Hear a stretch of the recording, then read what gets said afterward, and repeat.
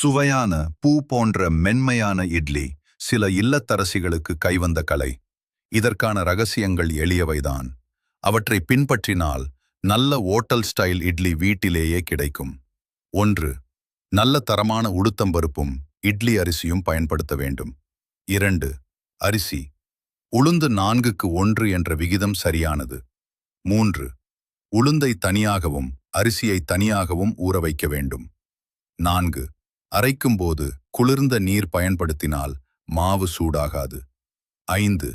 உளுந்தை நன்றாக வழுவழுக்க அரைக்க வேண்டும். அரிசியை கரகரப்பாக அரைக்க வேண்டும். 6.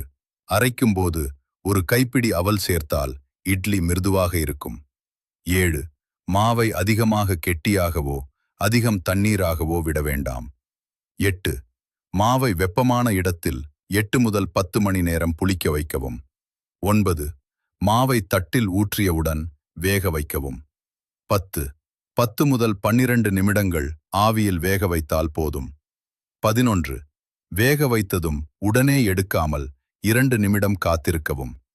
13. உளுந்தை அரைக்கும் முன் 10 நிமிடங்கள் பிரிட்ஜில் வைத்தால் நுரை வரும். 14. மாவு அரைத்தவுடன் உப்பு சேர்க்காமல் புளித்த பிறகு உப்பு சேர்ப்பது நல்லது. 15. இட்லி மாவில் ஒரு ஸ்பூன் நெய் சேர்த்தால் மென்மை கூடும். 16. இட்லி பாத்திரத்தில் தண்ணீர் கொதிக்க ஆரம்பித்த பிறகே தட்டுகளை உள்ளே வைக்க வேண்டும். 17. அதிக நேரம் வேக வைத்தால் இட்லி கடினமாக ஆகிவிடும். 18. பிரிட்ஜில் வைத்த மாவை பயன்படுத்தும் முன் அறை வெப்பநிலைக்கு கொண்டு வர வேண்டும்.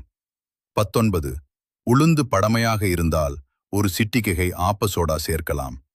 20. உளுந்து ஊற வைக்கும்போது ஒரு டீஸ்பூன் வெந்தயம் சேர்த்து